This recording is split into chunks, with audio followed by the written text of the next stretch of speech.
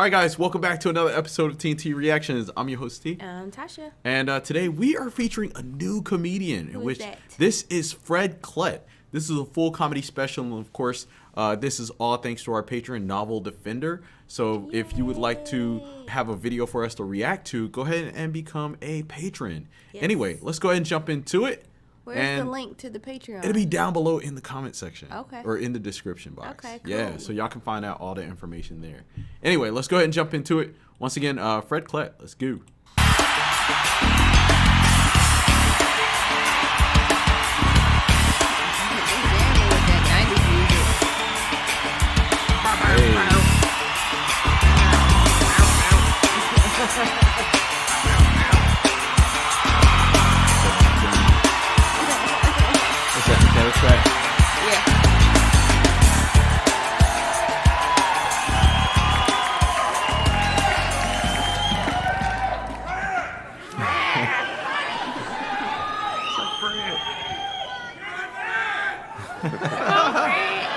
Yeah, I've always dreamed of another man yelling out to me that I'm the man.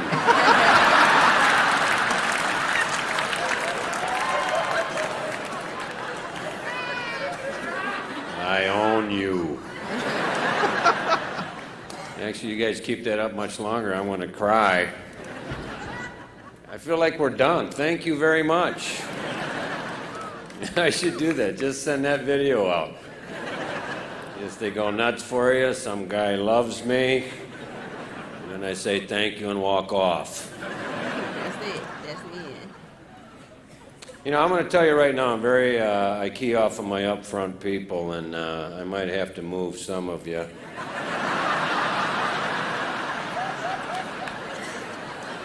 I really like people that are with me, and you're just kind of giving me that study look right now. You look at you just I don't really know him. I don't get it. So I'm gonna have to ask you to get up and move to the back.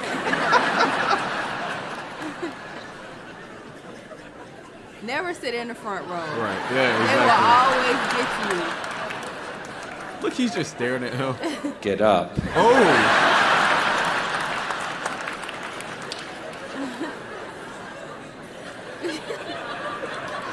Now you Keep looking at you till you do it, lady.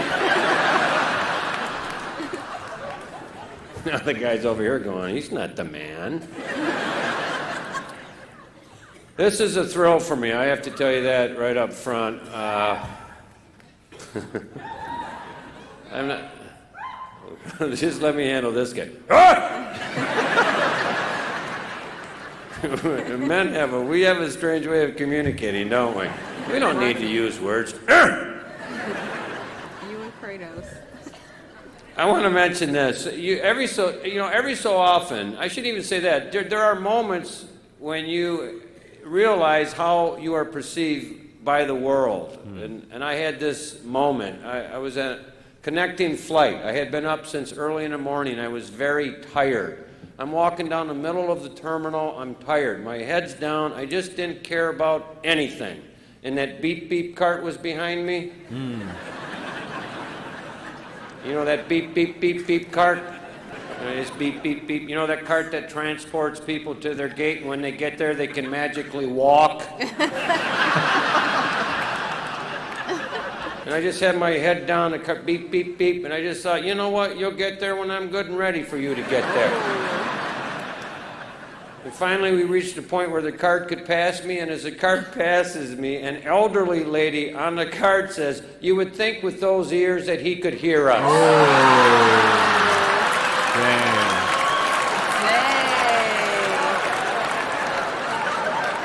I didn't even notice he had big ears until he said that.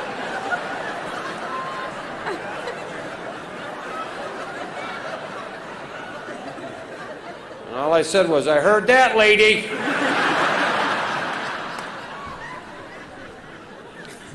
And then we're going to be talking about, intermittently, about, me being on cruises, because I work a lot on cruises now, and I've met so many people from different countries, and it's just so nice when they're at my show and they can speak English.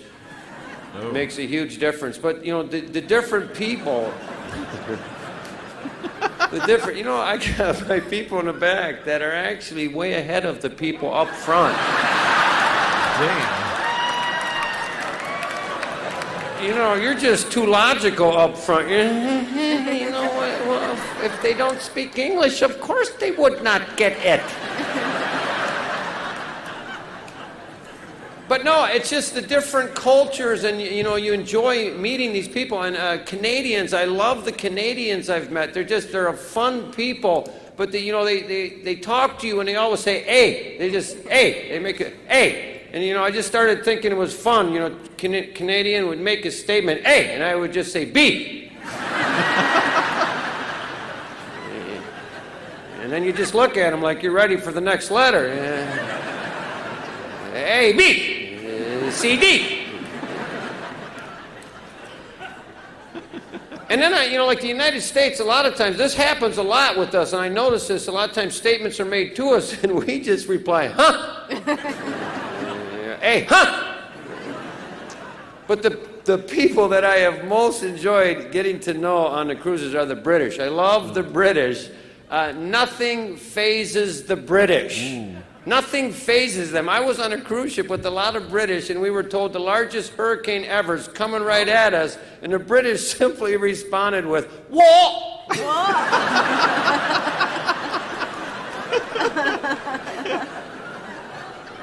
And then they went on the top deck to look for it. Oh, no. I don't see nothing. Where is it? Whoa! A, B. Huh? And then you know what? You talk to the British, they make you feel good. I mean, you just feel good in a normal conversation with the British. I told a British guy, I got up at 8 a.m. He looked at me and said, "Brilliant!"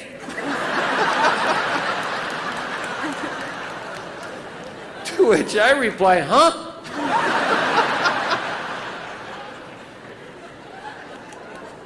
I wish I could go all the way back to the Revolutionary War when we went for our independence, because I would have loved to have seen the interaction back then. Because back then the British were the superpower. They had the best army in the world, the best navy in the world. Our army, when we went for our independence, consisted of farmers, tradesmen, like shoemakers, and ne'er-do-wells. That's what the history book said. We had ne'er-do-wells in our army. How you doing? Not well.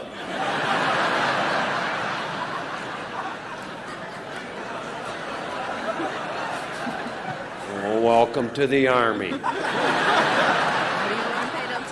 But the British, they fought proper. They would line up, shoot, drop down, shoot, drop down. They fought proper. So when we saw the British Army marching up, one of the ne'er-do-wells yelled out, "Let's hide!" Oh. So that British Army, they marched up. They're just confused. They're looking around. "Oh, don't you know what time the war starts?" We start shooting them from behind trees and rocks. The British are falling. They're just confused, yelling out, "Whoa!" "What do you think you're doing?" They wanted To which one of the ne'er-do-wells yelled out, "Brilliant!"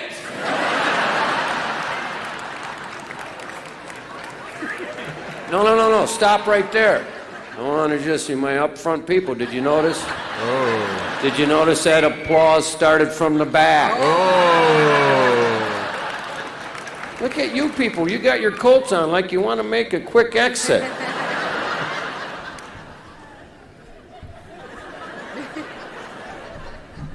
Well, let me ask you this. This will bring us all together. Does anyone here come from a family? Oh. 8 brothers, 1 sister. Grew up in a family of 10 kids. Anyone come from a larger family than that? Damn. What do you got? 8? That's not larger.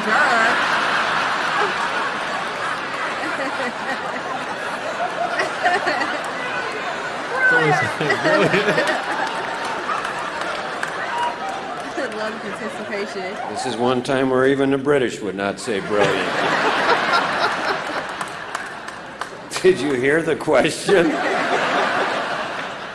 Anyone come from a family larger than 10? 8?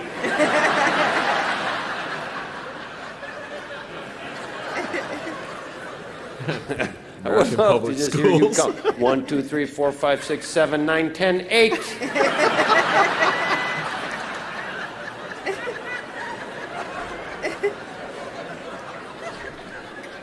You back me up on this. A large family you have to adapt to survive. Everyone, parents included. My dad adapted. He learned how to have fun with us. He used to love taking us to this store. He'd only say one thing: spread out, they can't watch all of us. Oh. I thought it was don't touch nothing. Oh. That's funny. I remember one time we were in a store and we thought our family was large, and then we saw this family of 8.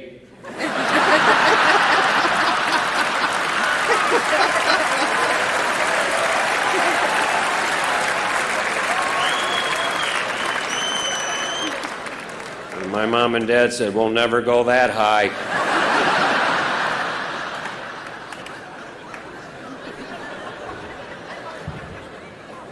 Most kids, what's their favorite holiday? Christmas. Christmas, not when you're from a large family, because it might not be your turn to get a present that year. A large family, your favorite holiday is Halloween because it is incentive-based. If you hustle, you can stock up for the year. That's why your favorite holiday is Halloween? That is 100% true. Because Wow. Christmas, not everyone got the gift that they wanted. And Halloween, it was like you need to stock up as much candy as you can so you didn't have to share. Because I remember when you told me your favorite holiday was Halloween, and I was like, why? I thought Christmas was everybody's favorite holiday, but I guess No, not. we didn't. I mean, we didn't have Christmas the same way. And it's like you were only child. So for Christmas, you were probably getting what you wanted. But when you come from a large family, it's like your brother might get what he wants one year, and then like maybe 3 or 4 years later, you get your Nintendo Jeez. 64 that you wanted 3 years 3 ago. years ago.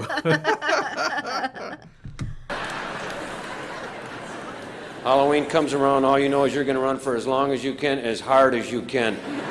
A lot of kids try to tell you, oh, Halloween ends at 10 p.m. Wrong. Halloween ends when people quit answering the door. Exactly. And most kids, they're just concerned about what they're going to be for Halloween. You ask a kid from a large family, what are you going to be? I'm going to be as fast as I can.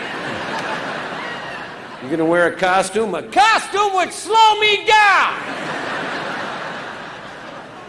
And you hate it when you get to that nice lady's house, that nice lady that just wants to talk Halloween night and she wants to have a conversation. And what are you supposed to be? I do not have time for this.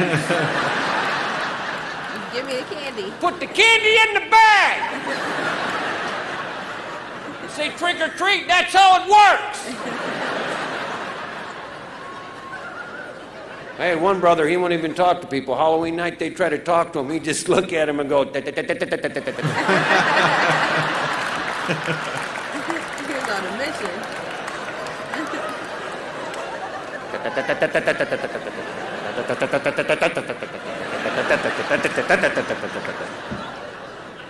I've seen grown men just back away, just throw candy at him, maybe he'll leave. One time this guy threw candy at us and it had bullion cubes in it.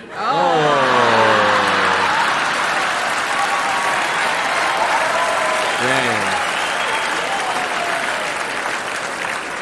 A lot of kids were spitting them out. We liked it. We went back. You know what house you love Halloween night, though? You love the lazy guy's house. The lazy guy that does not the want to candy answer outside. the door. So his solution is to put a bowl full of That candy was us. on his front porch with the note, please take one. And they did it. We not only dumped the bowl, we took the bowl. Oh, that's too much. We took the note because you want to show other kids, you got to read this. This is funny. That's why you don't put your good bowl out. And we use pillowcases because they hold yeah. up. You get some candy in a pillowcase, and then you see that kid with the paper bag. Whack! Oh, I would love to help you pick up your candy. We always used to use pillowcases.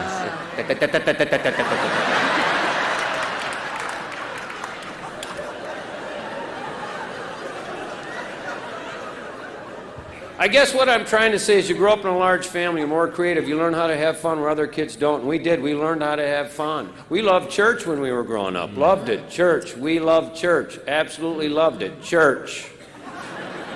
Loved it. Only place we knew of that you could go sit down, and this really happens. They pass a bowl full of money down your aisle. Oh my God. Stealing from the Lord. Oh. We didn't even have to say trick or treat. One Sunday, my dad looked, he saw what we were doing. He looked like a guy without a microphone.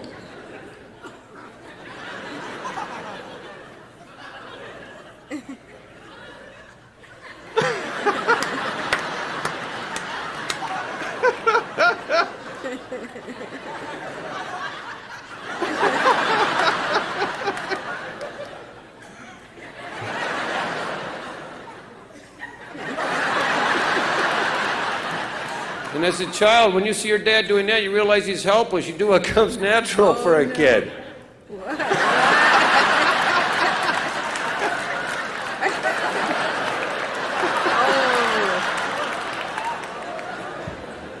Now, I got a lot of younger brothers and a younger sister. Younger brothers and sisters, they're not right. They're mentally off. They think goofy. Their whole goal is to get you to snap and get you in trouble. They will waste an entire day. They will hurt their own body to get you to snap and get you in trouble. I had one younger brother in particular. He was really good at getting under your skin. No matter when you looked at him, no matter when you looked at him, all he would ever do was this.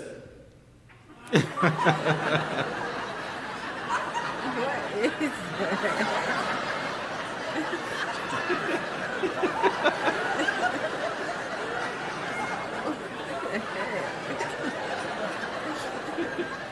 They're not right. You ever have a younger brother or sister just walk up and touch you? They just want to touch you. And you're thinking, well, I can ignore that. But after about an hour, it starts to get to you. And just when you're ready to snap, they change weapons. They go from the touch to the almost touch. The almost touch is worse than the touch. They just put it out there until you pick it up with your vision. Once you spot it, you can't look at anything but. Then they come in for the almost touch. And that's when you snap. You try so hard not to, but it's like your arm's got a life of its own. Just whack! And they Now cry. my brother's crying. I'm looking around for a stick, hoping someone else hit him at the same time. I don't want to go down for this by Now you're in myself. He trouble. goes running off to our dad. Hey, Fred hit me. Well, what'd you do to him? I didn't do nothing. Oh. Then my dad from the other room. Fred, get in here. Why'd you hit him? Well, he almost touched me.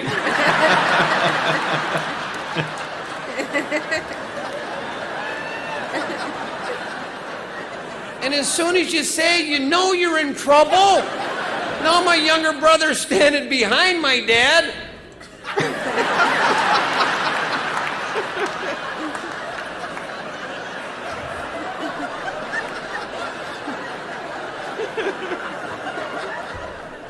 But my dad would spank. That was the ultimate punishment. He would spank. I truly wish with my whole heart I had grown up in a world like today where they use time out.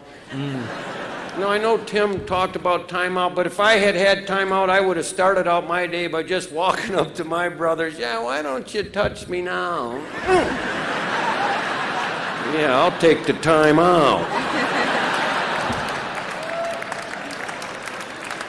But my dad would spank. Not only would he spank, he would send us to his bedroom where you had to wait to be spanked. Oh. Spanking in and by itself yeah. is bad enough, but to have to wait to be spanked in his bedroom. Look at me, up front section, we had to wait to be spanked. You had time to look at every belt he owned. Oh, God, yes. It was like each belt was talking. I hope he picks me. One time my dad sent my brother Kyle and I to his bedroom at the same time to wait to be spanked. It's bad enough when you're by yourself, but when you're with another brother and you can see the pain and fear in his eyes. And he's saying stupid stuff like, this is gonna hurt, isn't it? Yeah, it's gonna hurt. Shut up. We got so scared and psyched out, we spanked ourselves. This used to happen to me and my brother all the time when we would get in trouble, especially when my mom would say things like, wait until your father gets home. And then you have to wait all those hours for him to get home. Yes, exactly. Because it was one thing for my mom to whoop us. But when my dad, he was going to whoop us, like, that was what we really feared, because he was a police officer, and then he had, like, one of those thick leather police belts. Ooh, so that's abuse. It was like the same thing. It was Ouch. like we'd be putting on extra clothes and everything. Oh. He just went walking right by my dad. Where are you going? We already took care of it.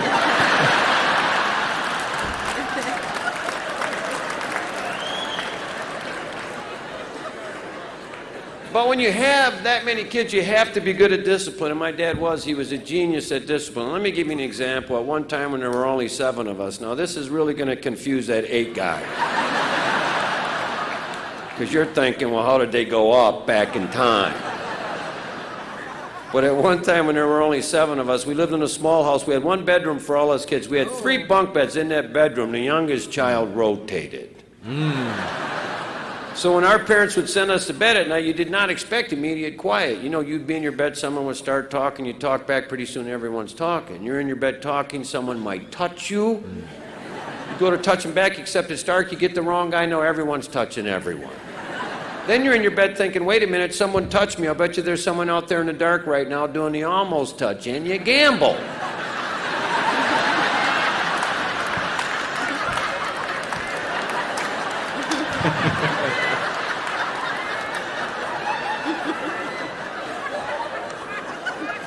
So we're in our bed talking, touching, and then as the night goes on, you get creative. You come up with ideas. Hey, I wonder if I can jump from the top of this bunk in the dark to the top of that bunk. And you try it and you make it. Oh. And then you tell your younger brother, sure, I think you could make it too. And he hits hard. Yes. Crack. But the point is, there's a lot of commotion, talking, touching, jumping, and my dad didn't handle it like a lot of parents. He didn't yell out idle threats like, you better stop, don't make me come down there and give you one more chance. He didn't do that. Here's how my dad handled it. We'd be talking, touching, jumping. Suddenly, the bedroom light would be on. No warning. And he was just there. We did not know how he got there. When that bedroom light came on, all he saw was 7 heads pop up. We look like a bunch of prairie dogs looking for an eagle.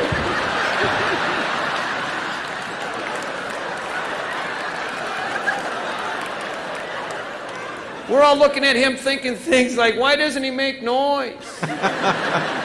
Why do we have a ninja dad? And he'd make eye contact with each and every one of us, and when he made eye contact, you would just look down. I remember looking down and thinking, oh, please don't pick me to kill. He did this one by one till he had us all looking down. The next thing we knew, our bedroom light was out. Except now we're all thinking, I'm pretty sure he's still in here.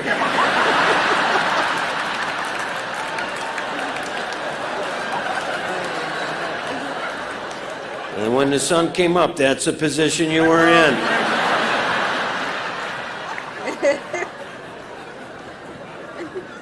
Now, everyone always asked my parents what was it like raising 10 kids. They would always tell this story because they said it summed it up the best. My dad was sitting at the kitchen table. We had recently seen the movie Mary Poppins. My dad is sitting at the kitchen table looking out the window, and he sees going by the window, holding an umbrella, my brother Jeff.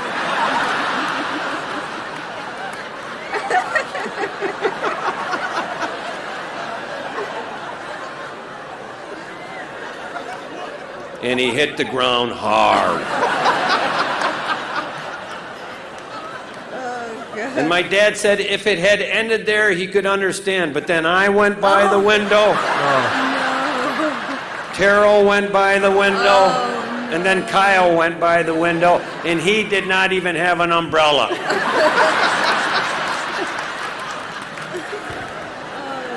Did you ever think that?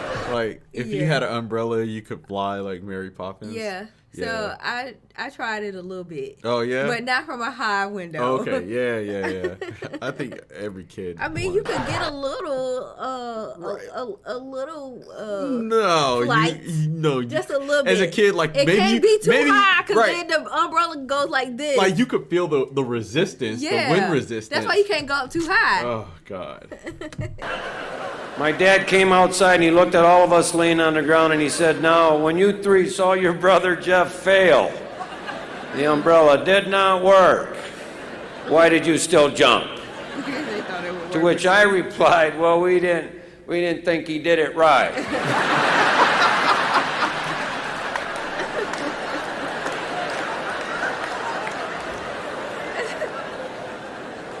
And you know how sometimes parents get sucked into kid logic too much? Because then my dad actually yelled at Kyle, "And you did not even have an umbrella!"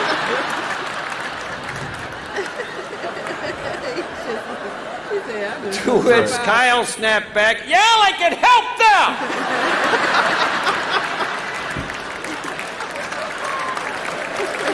That was good. That was started. It actually started right in here, wasn't it? All right, so that was hilarious. That was the first time that we've checked out Fred Klett, and I thought that his style of comedy was very relatable, very funny. It kind of took me back to when I was a kid because the whole scenario of growing up in a large family, Yeah. the what he was talking about with his dad and kids doing stupid stuff, like that was my childhood right there. Right. Like we just did tons of stupid stuff. My parents would pop up. We didn't know how they got there, but it was always like every day was an adventure with my family. So I mean, you even had the bunk bed story. oh yeah, we had I had a bunk bed story, and I was the one that fell off the bunk bed and busted my chin open. Yeah. So I actually still have the scar on my chin. Yikes. Yeah, exactly. Yeah. You know, we was always doing reckless stuff. So Well, yeah. you know, boys. It was 4 of them, and it was, Right. 4 boys, but total 8 kids. And Yeah. so you came from. I can't. It was just me and my brother, and then there was the rest. It was my sister, 4 so it was 4 sisters. sisters. Yeah. Right. So I can imagine if there were more More boys. boys? Like if I Oh. had more brothers, I Oh, probably my wouldn't be gosh. alive right now. So yeah. I mean, we were just that reckless. Dang. Yeah. But guys, we're gonna continue our journey with Fred Klett in our next video, so make Yes. sure you stay This tuned. is part and 1. of course, leave your thoughts down below in the comment section and let us know what you thought about his comedy. Yes, and It's- stay tuned for yeah. part 2. Absolutely. As always, like, share, and subscribe. We'll see y'all next time. Take care. Bye-bye. Peace.